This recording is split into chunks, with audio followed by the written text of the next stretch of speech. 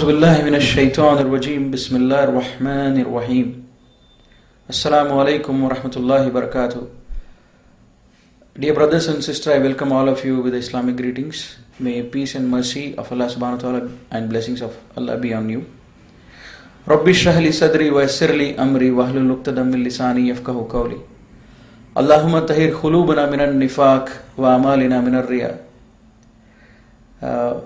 I would like to introduce myself before I share my story, how I embraced Islam. My name is Muhammad Umar Rao. I come from the background of Brahmin family, a sect in the Brahmin known as Vaishnavas or Madhvas. So I am from that particular sect. And I was also an ex-RSS member of about 1 or 2 years. And my birthplace was Mysore till my 10th standard, and then we migrated to Bangalore. And I'm only son to my parents, and I have 2 sisters. By profession, I'm a software engineer working in a telecom company. Now, to start with, how I embraced Islam, I never dreamt in my life. Actually, this talk is in Urdu, so I switch over to Urdu now after my introduction. मैं कभी मेरे ख्वाबो ख्याल में ये नहीं सोचा था कि मैं मुसलमान बनूंगा, और मैं मुसलमानों से सख्त नफरत करता था और मुसलमानों से काफ़ी दूर रहता था, और कभी ये सोचा नहीं कि मुसलमान सही रास्ते में हो सकते हैं। और ब्राह्मण फैमिली भी ऐसी थी, बहुत ऑर्थोडॉक्स थे, इसके हिसाब से मैं कभी ये कोशिश भी नहीं किया कि मुसलमान लोग किस चीज़ पर बिलीव करते हैं। हम लोग माइग्रेट हुए मेरे 10th स्टैंडर्ड के बाद मैसूर से बैंगलोर को फॉर हायर स्टडीज़, मेरे आगे पढ़ाई के लिए।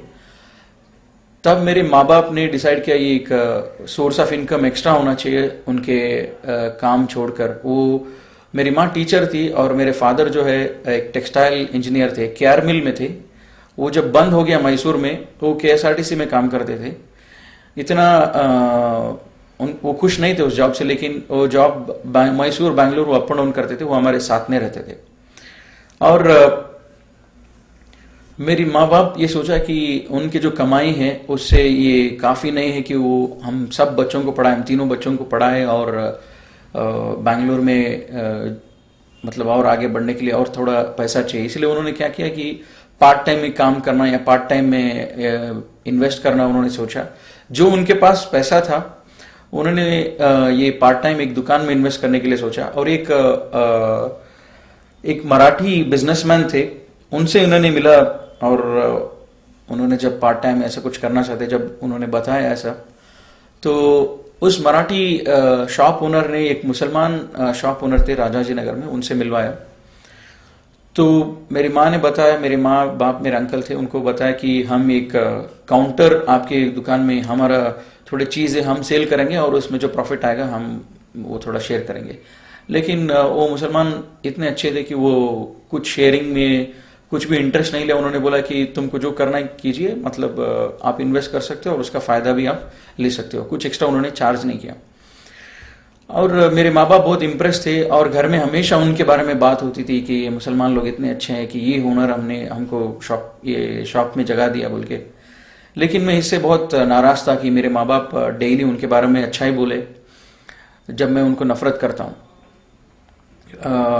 जब मेरी माँ की स्कूल जब ईयरली ख़त्म होता था, जब उसको 2-3 महीने हॉलीडेज होते थे, तो मेरी माँ इस दुकान पे जाके उनको भी मदद करती थी, उनके लिए भी काम करती थी, और उसकी जो इन्वेस्टमेंट थी वो भी बेचती थी। और मेरी माँ को ये पसंद था कि मैं जाके वो काम करूँ और मैं जाके थोड़ा बिजनेस सीखूँ, इससे मैं थोड़ा जिम्मेदार हो जाऊँगा और अच्छा हो जाऊँगा। और घर में मुझे बोले कि तुम जाके इसको संभालो, और मैं बोला कि मैं किसी से भी काम करूँगा, मुसलमान के साथ मैं नहीं कर सकता हूँ, और कोई ज़रूरी भी नहीं है कि अभी मैं काम करूँ, और घर पे इतना गरीबी नहीं है मैं काम करके आपको कमा के खिलाऊं जब मैं पढ़ रहा हूँ। मेरी माँ ने मान लिया और मैं दूसरी जगह काम करता था 1-2 दिन के लिए, फिर बाद में छोड़ दिया और घर में रहता था ड्यूरिंग माई हॉलीडेज, जब मेरे छुट्टियाँ होती थी। तो फिर जब दूसरी बार मेरी माँ को छुट्टियाँ आई तो मेरी माँ, मेरे नानी माँ और मेरे पेरेंट्स वो सब मुझे बहुत इंसल्ट किए कि तुम जाके करो, तुम जाके काम करो। जब तुम्हारी माँ जाके काम कर रही है, तुम्हारे बहन जाके काम कर रहे हैं और उनकी बिजनेस वो देख रहे हैं, तुमको भी देखना चाहिए, तुम्हारे पैसा है, ऐसे घर में बैठने से अच्छा तुम जाके करो, घर की औरतें कर रहे हैं बाहर, तब मैंने सोचा कि ठीक है जाता हूँ। फिर घर मैंने उस दुकान में गया राजा जी नगर में। वो लोग बोले आप चिकपेट में हमारी मदद कीजिए, इधर आपकी जरूरत नहीं। तो उधर मैं काम कर रहा था। जब इधर मैंने काम करना शुरू किया मुझे और ज्यादा गुस्सा आया कि इनको देखकर वहां पे हिंदू लड़कियां मुसलमान होते थे। तब मैं बहुत नफरत करता था उन लोगों को जो मुसलमान कराते थे ऐसे लोगों को। मैं सोचा ये मुस्लिम लोग इंडिया में क्या कर रहे हैं, इनको तो जगह पाकिस्तान में है, ये लोग हमारे हिंदुओं को क्यों कन्वर्ट कर रहे हैं। तो फिर बहुत गुस्सा था, बहुत झगड़ा करता था उनसे। फिर ऐसी ये जब हो रहा था, वो शॉप के ओनर जो थे वो बैंगलोर में नहीं थे, वो कहीं और थे, बॉम्बे में थे। और इसी आर्गुमेंट में उन्होंने थोड़ी चीज बताई। फिर बाद में उन्होंने बोला कि आप कुरान पढ़ो, कुरान से आपको कुछ समझ में आएगी, एक किताब है। फिर बाद में मैं सोचा कि अच्छा मैं इनको सिखा। अब मैं हिंदू लड़कियों को जब पूछा तुम लोग क्यों इस्लाम में, वो लोग कुछ आंसर नहीं करते। तो वो इतना ही बोलते थे कि ये सच है इसलिए हम आ गए, या ज्यादा वो बोलते नहीं थे। और मैं सोचा कि अब आप लोग, ये लोग तो अनएजुकेटेड हैं, मैं ब्राह्मण फैमिली से हूं और मैं समझता हूं हिंदुइज्म क्या है बराबर, और मैं इनको एक सबक सिखाऊंगा, मैं इनको हिंदुइज्म सिखाऊंगा ताकि हम भी सच हैं। तब मैं हिंदुइज्म और ज्यादा गौर से देखने लगा कि हिंदुइज्म में है क्या। और मीन टाइम कुरान भी मैं पैरेलली कुरान भी पढ़ रहा था। थोड़े मैं एनालिसिस किए, थोड़े भगवान की एज पर हिंदू बिलीफ वो क्या करते थे, उनकी क्या हिस्ट्री है, उनकी क्या बैकग्राउंड है, उनकी क्या ये है। उसके बाद मैं क्रिश्चियनिटी भी पढ़ा। फिर बाद में मैं इस्लाम कबूल किया। तो वो एनालिसिस मैं आपको बता रहा हूँ अभी।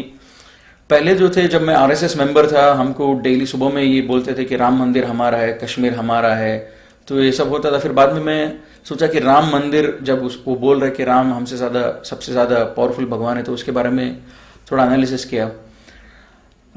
राम जो है वो एक जो किंग बोलते हैं, जिसको बोलते हैं राजा, वो राजा के घर में पैदा होता है और उसकी 7 बीवियां होते हैं उस राजा को। और 7 बीवियों में एक बीवी के बेटे होते हैं राम। और कुछ फैमिली मिसअंडरस्टैंडिंग से इस भगवान को, जो एज पर हिंदू बिलीफ, इसको घर से बाहर निकाल देते हैं और उसको बोलते हैं वनवास। एक 14 ईयर्स ये वनवास को भेजते हैं जंगल में। इस टाइम पे क्या होता है, रावण एक राक्षस है और वो राक्षस राम की वाइफ को किडनैप करना चाहता है। और जब ये प्लान बना रहा है, राम को ये मालूम भी नहीं कि मेरी वाइफ को कोई किडनैप करने के लिए प्लान कर रहा है। और राम को ये मालूम नहीं हो रहा है कि इस बात राम को मालूम ही नहीं हो रहा है। तो मैं सोचा कि भगवान को अगर उसको मालूम ही नहीं हो रहा है, उसके घर वालों पर अटैक हो रहा है, तो उसको क्या मालूम रहेगा मेरे ऊपर क्या मुसीबत आएगी, मुझे कैसे बचाएंगे। तो इसलिए मैं और आगे जब स्टोरी देखा रामायण, और रामायण जब पढ़ा, यहां तक आती है कि रावण प्लान बनाता है और उसके काम वालों को बोलता है तुम जाके उसके सामने एक हिरन बन जाओ। जब तुम हिरन बन जाओगे, राम और लक्ष्मण जो है तुम्हारे पीछे भागेंगे, और जब तुम्हारे पीछे भागेंगे तुम ज्यादा दूर भागो, और जब राम और लक्ष्मण जब ज्यादा दूर चले जाए घर से, तब मैं जो है मैं आके सीता को किडनैप करूंगा। तो ये ऐसा ही होता है। और राम को ये 1% भी इसका मालूमात नहीं होता है। अब ये मैं सोचते रहता था ये भगवान कैसा हो सकता है, उसके घर वालों के ऊपर कोई अटैक कर रहा है और उसके घर वालों को कोई किडनैप कर रहा है, लेकिन इसको मालूम भी नहीं हो रहा है। और ऐसे ही आता है, रावण की काम वाला जो है वो हिरन बन जाता है, राम उसके पीछे भागता है, लक्ष्मण भी उसके पीछे भागता है, ये बोलकर ये लक्ष्मण रेखा है, इसको पार मत करो। और वो दोनों भागते हैं। अभी इसके टाइम पे क्या होता है, रावण जो है एक भिक्षुक, जो बोलते हैं ये भीख मांगने वाले के वेश में आते, वो उसको सीता को बुलाता है कि मुझे कुछ चाहिए। अब सीता जब बाहर आती है, वो बोलती है मैं ये रेखा से आगे नहीं आ सकूंगी। फिर उनके बाद में डिस्कशन होता है और रावण बोलता है कि आप बाहर आके देना चाहिए कि मैं कोई भिक्षुक नहीं हूं, लेकिन मैं एक अच्छा भिक्षुक हूं। तो सीता उस लक्ष्मण रेखा से पार करती है। पार करके जो है जब जाती है, रावण उसको किडनैप करता है। जब वो किडनैप कर रहा होता है, तब भी राम को और लक्ष्मण को मालूम नहीं होता कि मेरी बीवी मेरे घर पे अकेली है और उसको कोई किडनैप कर रहा है। हाँ, जब किडनैप हो रहा है तभी भी सीता अपने आप को बचाने की भी कोशिश नहीं करती है। वो बहुत मजबूर होती है और वो रावण किडनैप करता है, वो लेके चले जाता है। इसके बाद जो है राम उसको तलाशने के लिए, वो उसको कौन किडनैप किया, उसको वापस लेके आने के लिए वो कितने साल लगा देता है। और ये हनुमान जिसको बोलते हैं, ये उनको बोलते हैं वानरू बोलते हैं कन्नड़ा में, इंग्लिश में उसको बोलते हैं मंकीज। उनके मदद से ये बंदरों के मदद से वो कितने सालों के बाद सीता को वापस लेके आता है। और मेरे दिमाग में ये बात आता था, अगर राम सच्ची में भगवान है तो उसको इन वायुसेना की क्यों इनकी क्यों जरूरत है? ये वानरों जिसको बोलते हैं बंदर, इसकी क्यों जरूरत है? ये खुद जाके लेके आ सकता है। अगर ये भगवान है तो इसकी कोई जरूरत नहीं कि इसको किसी और की मदद की जरूरत नहीं, भगवान खुद अपनी काम कर सकता है। लेकिन इसकी वाइफ को लेके आने के लिए ये बंदरों की मदद से लेके आता है। फिर भी लेके आने के बाद सीता को बोलता है कि मैं लोग तुम पर शक कर रहे हैं, तो इसीलिए तुमको एक टेस्ट करना पड़ेगा, तुम पे एक टेस्ट किया जाएगा, जैसे इसको बोलते हैं कन्नड़ा में अग्नि परीक्षा। वो अग्नि परीक्षा मतलब ये एक आग से तुमको जाना पड़ेगा। जब तुमको हार्म कुछ नहीं होता इसका मतलब तुम प्योर हो। तो वो आग से निकलती है, फिर बाद में राम उसको कबूल करता है, वो एंड है। तो मैं सोचता था राम हिंदू के हिसाब से वो एक भगवान है और सीता भी एक भगवान है। जब भगवान एक दूसरे के ऊपर भरोसा नहीं करते हैं तो ये बात कुछ समझ में नहीं आती, भगवान के ऊपर क्यों भरोसा नहीं करता है?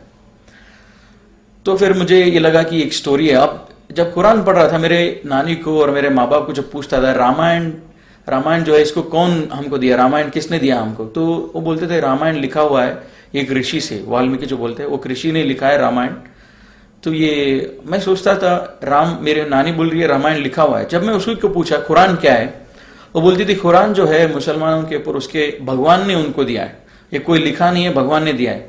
तब मैं सोचा नेचुरली जब ये किताब जो भगवान से है वो ज्यादा पावरफुल रहेगी, जो किताब लिखी हुई है वो ज्यादा वीक रहेगी।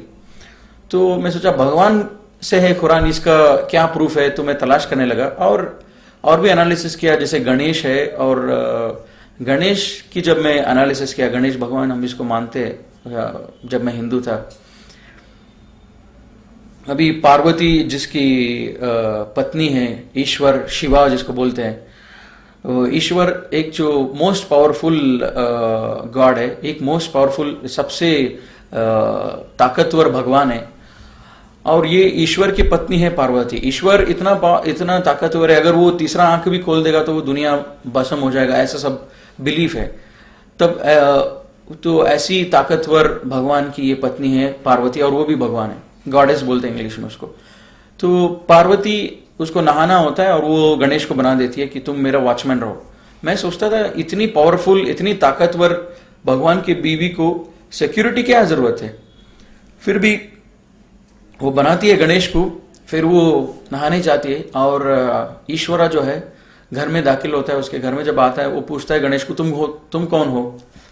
तो मैं ताज्जुब हो गया ये पढ़ के और ये देख के भी कि ये कैसा सवाल पूछ सकता है ईश्वर, जब उसको इतना भी इल्म नहीं है उसके घर में क्या हो रहा है। उसकी बीवी ने उस गणेश को बनाया और उसको इल्म में ये भी मालूम नहीं कि इसको कौन बनाया और मेरे घर में ये कब आया। वो आके पूछता है इसको तुम कौन हो? जब ये ताकतवर भगवान है, इसको इतना मालूम होना चाहिए पूरे दुनिया के हर कोने में क्या